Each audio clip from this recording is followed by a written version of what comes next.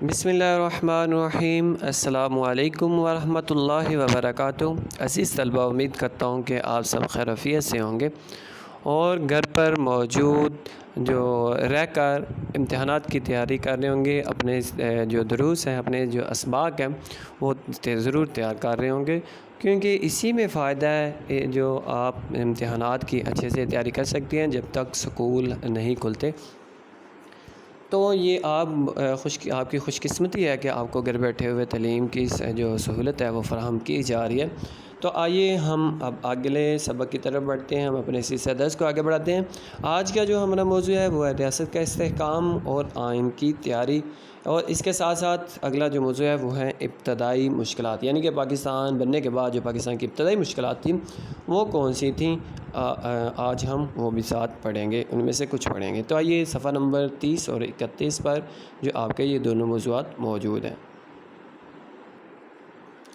ریاست کا استحکام اور آئین کی تیاری، 1947 کا آئین اور 1956 کا آئین۔ پاکستان کو آغاز ہی میں آئین سازی کی مشکلات سے دوچار ہونا پڑا۔ قیام پاکستان کے وقت حکومتی امور کو چلانے کے لیے کوئی آئین موجود نہ تھا، لہٰذا گورنمنٹ آف انڈیا ایکٹ 1935 ہی کو بعض ترامیم کے ساتھ اپنایا گیا، کیونکہ پاکستان کے لیے یہ ایک بہت بڑا چیلنج تھا کہ پاکستان بننے کے بعد جو سب سے پہلا اور سب سے ضروری کام تھا وہ آئین کی تیاری تھی، کہ اور آئین جو اتنی جلدی تو بنایا نہیں جا سکتا، تو اس لیے پاکستان نے 1935 میں جو انگریزوں کا آئین تھا، جو انگریزوں نے ہندوستان میں نافذ کیا تھا، اس میں چند ترامیم کر کے اسی کو ملک میں نافذ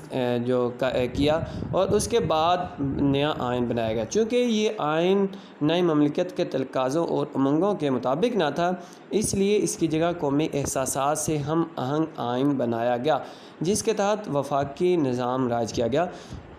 تو چونکہ یہ جو بنایا گیا آئین تھا یہ انگریزوں کا تھا، تو پاکستان کی جو سلطنت حاصل کی گئی تھی وہ اسلام کے نام پر حاصل کی گئی تھی، اس لیے جو یہ آئین 1935 کا یہ قومی امنگوں اور قومی جذبوں کے مطابق نہ تھا، اور جلد ہی جو پاکستان کے لیے قومی سطح پر 1956 کا پہلا آئین جو تھا وہ بنایا گیا، اور جس کے مطابق بھی پاکستان میں جو وفاقی نظام حکومت رائج کیا گیا۔ 10 اگست 1947 کو عبوری آئین کے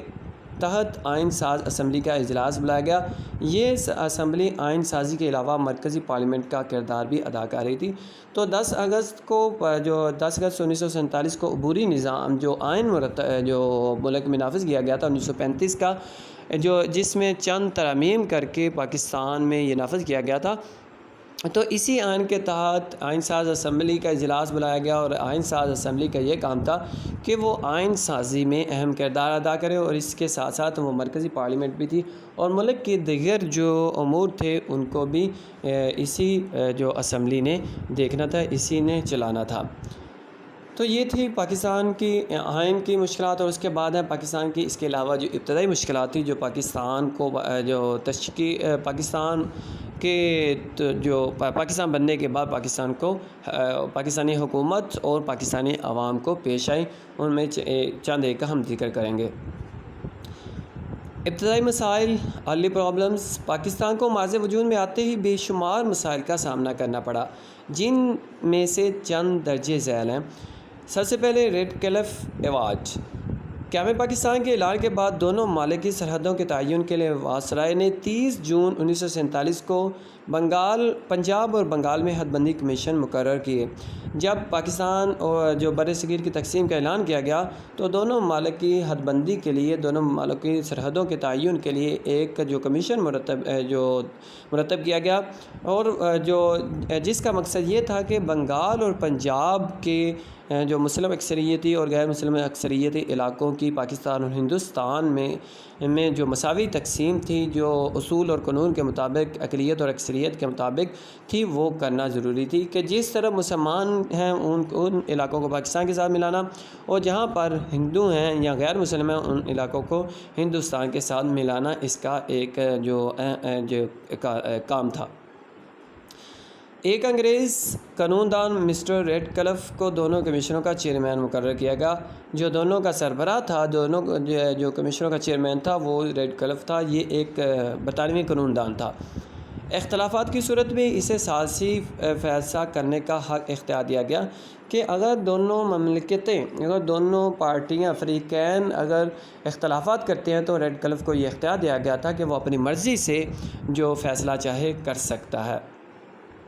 اس کمیشن نے جو فیصلہ کیا اسے ریڈ کلف ایوارڈ کہتے ہیں۔ اب کمیشن نے جو بھی فیصلہ کرنا تھا اس کو فریقین کے لیے ماننا لازمی تھا، تو جو فیصلہ کیا تھا اس جو ایوارڈ کمیشن نے اس کو ریڈ کلف ایوارڈ کہا جاتا ہے۔ ریڈ کلف ایوارڈ میں سرحدوں کے بارے میں جو اعلان کیا گیا تھا وہ انصاف کے تقاضوں کو پورا نہیں کرتا تھا۔ ماؤنٹ بیٹن اور ریڈ کلف نے کانگریس نوازی اور ہندو دوستی کا پورا خیال رکھا، تو جو سرحد بندی کی گئی، جو سرحدوں کا تعین کیا گیا، اس میں جو انصاف کے اصولوں کو مد نظر نہیں رکھا گیا تھا، بلکہ ہندوؤں کو خوش کرنے کے لیے اور کانگریس کو خوش کرنے کے لیے ریڈ کلف نے اور جو ماؤنٹ بیٹن واسرائے تھا اس نے ہندوؤں کو خوش کرنے کے لیے ہر ممکن کوشش کی تھی۔ پاکستان سے ملے ہوئے مسلم اکثریتی علاقے بھارت کے حوالے کر دیے گئے۔ اب بہت سارے ایسے علاقے تھے جہاں پہ مسلمان زیادہ تعداد میں تھے، تو ان علاقوں کا پاکستان کے ساتھ ملنا لازمی تھا، جو قانونی اعتبار سے بھی ٹھیک تھا، لیکن ریڈ کلف نے جو کمیشن بنایا گیا تھا اس کمیشن نے وہ علاقے ہندوستان کے سپرد کر دیے۔ گرداسپور کا مسلم علاقہ بھارت کو دے کر کشمیر تک اس کی رسائی کو ممکن بنا دیا گیا۔ اس طرح مسئلہ کشمیر پیدا ہوا جو آج تک حل طلب ہے۔ تو گرداسپور کا جو اکثریتی مسلم علاقہ تھا، وہاں پر مسلمانوں کی اکثریت تھی، وہ علاقہ بھارت کو دے دیا گیا، کیونکہ بھارت کے پاس کشمیر تک رسائی اس کے علاوہ رسائی حاصل کرنے کے لیے اس کے علاوہ کوئی دوسرا علاقہ نہیں تھا، تو اس لیے بھارت کو کشمیر تک پہنچانے کے لیے وہ علاقہ بھارت کے سپرد کر دیا گیا، اور آج تک وہ جو مسئلہ کھڑا ہوا کشمیر کا وہ آج تک حل طلب ہے، جو حل نہیں کیا گیا، نہیں ہو سکا، اور گویا کہ وہ جو مسئلہ ہے، مسئلہ کشمیر، وہ ریڈ کلف ایوارڈ کا ایک لگایا ہوا پودا ہے جو آج تک یوں کا توں کھڑا ہے۔ اور اس کے بعد آ جاتا ہے مہاجرین کی آباد کاری۔ آزادی ہند اور قیام پاکستان کے وقت کہیں بھی یہ بات طے نہ تھی کہ پاکستان کے ہندو بھارت جائیں اور بھارت کے مسلمان پاکستان جائیں گے۔ بات تو یہ تھی کہ مسلم اکثریت کے علاقے پاکستان کو مل جائیں گے، جن میں اقلیتیں اپنی پوری آزادی کے مطابق سبز پرچم کے سائے تلے رہ سکیں گے۔ اب جب جو برِ صغیر کو تقسیم کیا گیا، جو کرنے کی باتیں ہوئیں، تو اس میں یہ کہیں بھی نہیں تھا، اس میں یہ طے نہیں پایا تھا کہ جو ہندو ہیں وہ ہندوستان چلے جائیں اور جو مسلمان ہیں وہ پاکستان آ جائیں، بلکہ یہ طے پایا تھا کہ جہاں جو مسلم اکثریتی علاقے ہیں ان علاقوں کو پاکستان بنا دیا جائے،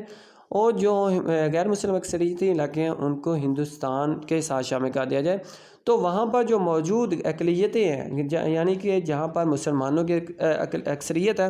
اور غیر مسلم اقلیت میں ہیں، یعنی کہ پاکستان کے علاقے، تو وہاں پر اقلیتوں کے حقوق کا خیال رکھا جائے گا،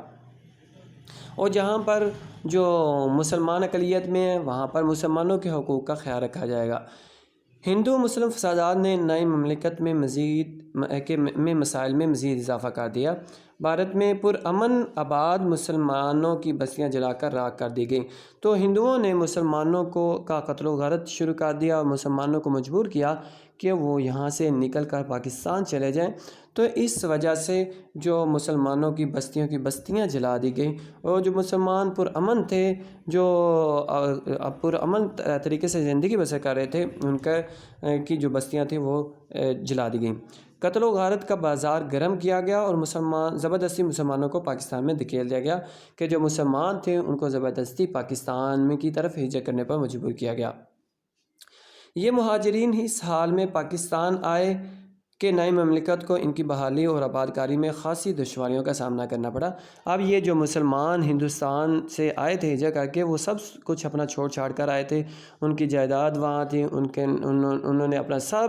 جو مال و متاع تھا وہ وہاں پر لٹا دیا تھا، خالی ہاتھ اپنی نئی مملکت پاکستان کی طرف ہجرت کر کے آئے تھے۔ تو پاکستانی حکومت کو ان کو آباد کرنا سب سے بڑا پاکستانی حکومت کے لیے چیلنج تھا۔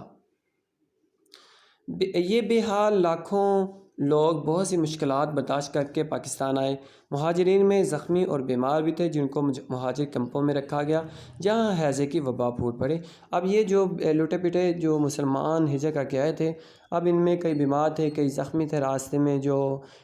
شور و شیب راستے میں جو ان پر حملے کیے گئے اس کی وجہ سے زخمی ہو گئے، یا راستے کی صحبتیں برداشت نہ کرتے ہوئے زخمی ہو گئے، بیمار ہو گئے، تو ان کو پھر مہاجر کیمپوں میں رکھا گیا، جس کی وجہ سے ان کیمپوں میں ہیضے کی وبا پھیلی اور بہت سارے لوگ جو موت کا شکار ہو گئے۔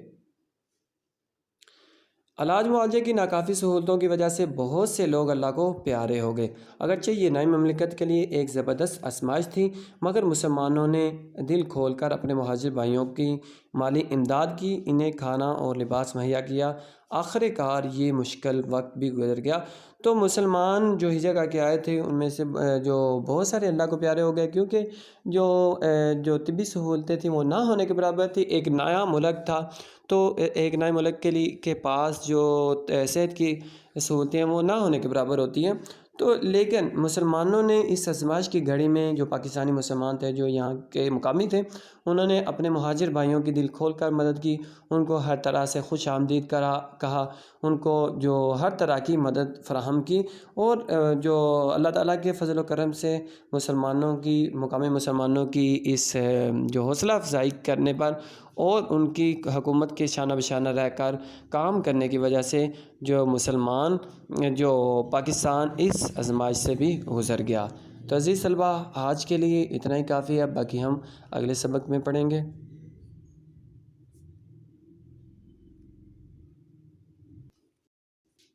پہلے بچوں، آج کی آپ کی جو ڈائری ہے وہ ہے ریاست کا استحکام اور آئین کی تیاری۔ یہ چھوٹا سا ٹاپک ہے اور اس کے ساتھ ساتھ پہلی 2 ابتدائی مشکلات یہ آپ نے یاد کرنی ہے۔ اپنا بہت سارا خیال رکھیے گا۔ اللہ تعالیٰ ہم سب کا حامی و ناصر ہوں، آمین۔